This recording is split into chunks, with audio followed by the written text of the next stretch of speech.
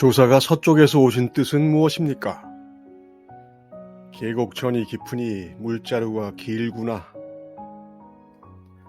선종은 교조를 양나라 때 입국한 달마에 대고 있습니다.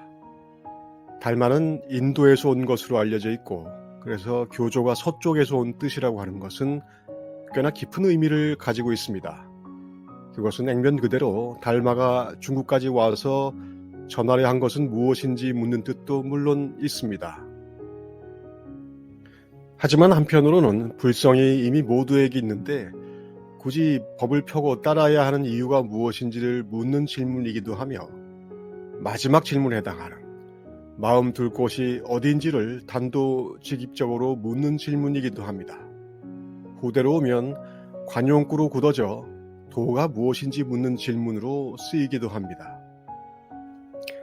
조사가 서쪽에서 오신 뜻은 무엇입니까? 지금은 무슨 뜻이냐? 어떤 스님이 마조에게 와서 묻자 마조가 도로 묻습니다. 상황에 따라 선문답은 색깔을 달리하지만 그것이 묻고 답하는 형식은 떠나지 않습니다. 도로 묻는 마조의 질문은 질문이 아니라 이미 그 답이 묻는 이에게 있음을 가리킵니다. 그 질문을 하러 마조를 찾기로 했던 때와 오랜 시간을 들여 마조에게 오면서 품었던 의문과 이제 당도하여 마조 앞에서 내놓는 질문에 대해 마조는 묻습니다. 지금은 무슨 뜻인지. 생각은 계속 변합니다. 변했다는 것을 본인은 몰라도 그것을 멈출 수가 없습니다. 세상 만물이 변하듯 생각도 변합니다. 사람들은 언어로 생각합니다. 언어는 상징입니다.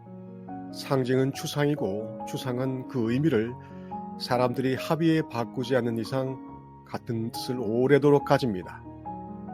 아버지라는 역할은 시대에 따라 계속 바뀌지만 나의 직계조상이자 나를 낳은 두 사람의 당사자 중 한 사람이라는 추상적 의미는 잘 바뀌지 않습니다. 아버지라는 말처럼 조사가 서쪽에서 온 뜻도 추상입니다. 어찌되었든 그것으로 질문을 할 수 있다면 그것은 추상입니다.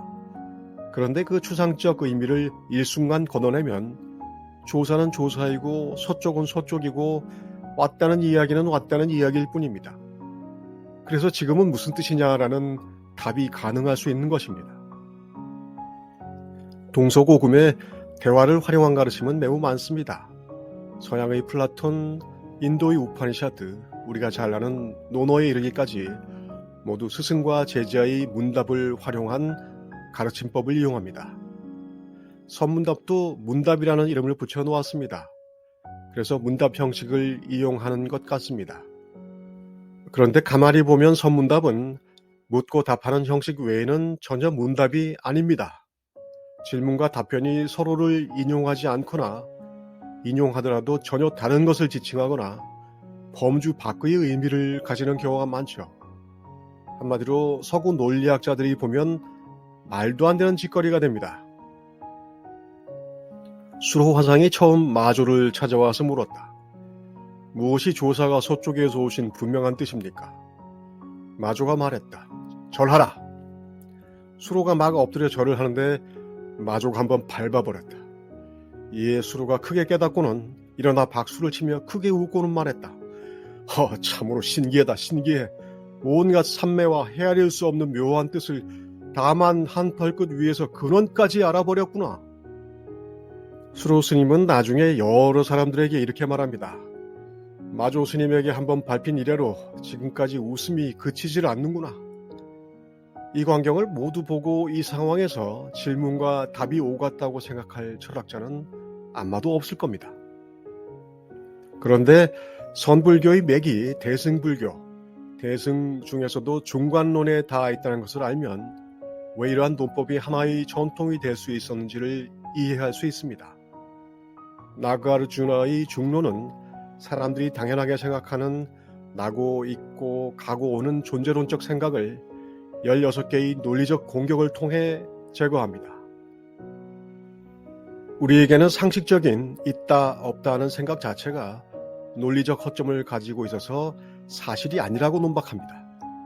짧게 예를 들면 비가 내린다라는 말에서 비와 내린다가 분리될 수 있는 것일까요? 내가 간다라고 할 때 가는 작용을 떠난 내가 따로 있는 것일까요? 이미 가고 있는 내가 또 갈 수 있는 것일까요? 이처럼 상식적인 생각의 틀을 연기법의 틀로 바꿔보면 세상은 우리가 생각하는 그 모습으로 있는 것이 아닙니다. 그래서 선불교는 말로써 말을 버리도록 하는 방편을 구사하며 선문답은 대화법처럼 보이지만 사실은 말을 버리도록 하는 방법인 것입니다. 선사께서는 어떤 마음을 써서 돌을 닦으십니까? 노승은 쓸 마음도 없고 닦을 도도 없다. 그럼 왜 날마다 사람들을 모아놓고 선을 배우고 도를 닦으라 하십니까? 노승에게는 효도 없거늘 언제 사람들을 권했다 하는가? 말을 버릴 각오가 없으면 선은 공부로 별 소용이 없습니다. 말이 쉽지 말을 버린다는 것은 때로는 스스로의 존재를 깡그리 부정해야 하는 일입니다. 말을 버리기는 생각으로는 쉽지 않습니다. 어려운 말로는 전 존재를 걸고 쉽게는 몸으로 하는 일입니다. 선사께서는 마주보면서 거짓말을 하십니다. 노승은 사람들을 권장할 혀도 없는데 어떻게 거짓말을 하겠는가? 저는 선사의 말을 이해하지 못하겠습니다. 노승 자신도 이해하지 못한다. 해능을 잡기 위해 쫓아온 해명이 묻습니다. 나를 위해 법을 한마디 해달라. 그러자 해능은 모든 인연과 생각을 일단 내려놓으라고 합니다. 그리고 잠시 후 이렇게 말합니다. 선도 생각하지 말고 악도 생각하지 마시오. 바로 이러한 때 어느 것이 해명상자의 본래 면목입니까?